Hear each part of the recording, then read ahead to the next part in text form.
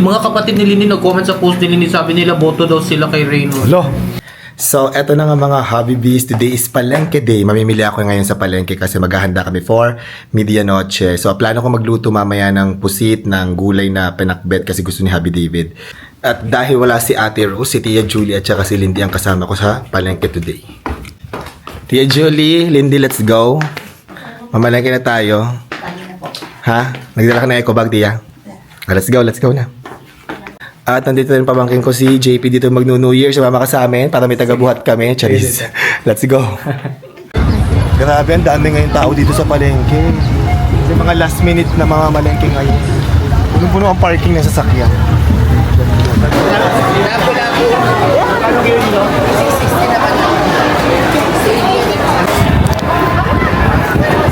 Ano pa kailangan natin? Kalamansi.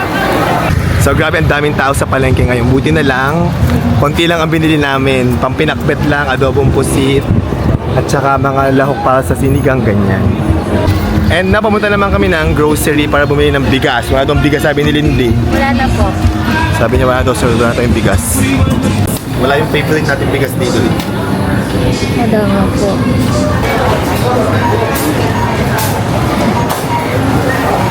Nandito na kami sa bahay. Tapos, ready na din ang aming mga fruits. Hindi na kami namili ng fruits dahil nakapamili na kami ni Hubby David. Kailangan ng 12 fruits. Yung iba nasa ref. Yan. So, hindi ayusin na natin mga pinamili natin. Opo, sir. May dumating na sa bahay namin at malapit na kami magpe-prepare sa medianoche. Pero ito yung dumating sa amin ngayon. Andito na ang ating paboritong lechon, ang Tito Elves Lechon House. Maraming salamat, Tito Elves, si Lindy tsaka si Tia Julie nag-ready para sa dinner muna bago mag-medianoche. Anong menu natin, Lindy? Sinigang po. Sinigang na? Hipon. Hipon. Yan ang munang kakainin namin ngayong dinner. Luto na ang ating hapunan. Sinigang na hipon. Yan. Nakain na kami. Okay, kain na na. Dinner muna tayo. Sinigang na hipon. Ay mga pamangking ko dito mag-New Year. Yan. Si Reynon, ba't di ka nakain ng hipon? Allergy. Anong iniinit mo? Chicken. Ayan. Nakita ko yung mga comments sa post ni Lindy, mga kapatid niya. Mga kapatid ni Lindy nag-comment sa post ni Lindy, sabi nila boto daw sila kay Reyno. Hello. Maloko. Di ba? Hindi kain na. Di po yun, sir. Sino kasama mo dyan, Tia Julie? Si Ate Julie po. At dahil malapit na ang medianoche, mag-start na ako magluto. Dalawa lang lulutuin ko ngayon, guys. Adobong pusit kasi gusto namin ng adobong pusit. Ayan, guys. Kailangan ko yung mga itim-itim na yan, na ink. At ang gagawin natin, magigisa lang tayo ng bawang, sibuyas, luya, at saka kamatis. So mag-start tayo magluto. Ilagay na natin ang ating pusit. Ayan. Gusto ko yung maitim. Ayan, oh. Kailangan yung mga itim-itim na yan. At hindi ako maglalagay ng sugar, maglalagay ako ng Sprite. Tansya-tansya lang. Luto na ang ating adobong pusit. Ayan. Gustong-gusto ko yan. Wala, nag-save lang ako. At ang gulay namin for medianoche ay pinakbet. Special request ni Hubby David, pinakbet daw gusto niya. At eto, luto na ang ating pakbet Tagalog. Nilagyan ko ng hipon. Yan, request ni Hubby David. Diba?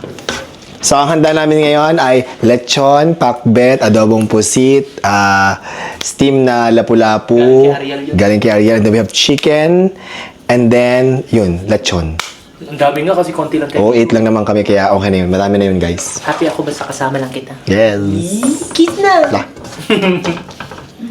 And meron din kaming lapu-lapu, yan. Steamed in soy sauce, yan. Wow.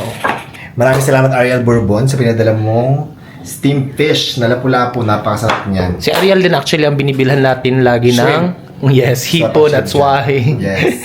Thank you, Tito Els, for our lechon. At eto na, ready na ang ating pang medianoche. Inayos na ni Hubby David ang mga fruits. Ilan yung Hubby David? Ilan ang 12 fruits? kinds of fruits. 12 kinds of fruits. Meron kaming, ayan, simple lang ang aming New Year, guys. Pusit, may gulay na pinakbet, lapu-lapu, chicken, and then ang lechon, syempre. From Tito Els. Yan, tapos meron kami ditong graham at saka buko salad. At maghintay na lang tayo ng New Year bago kumain. Happy New Year! Happy New Year, everyone!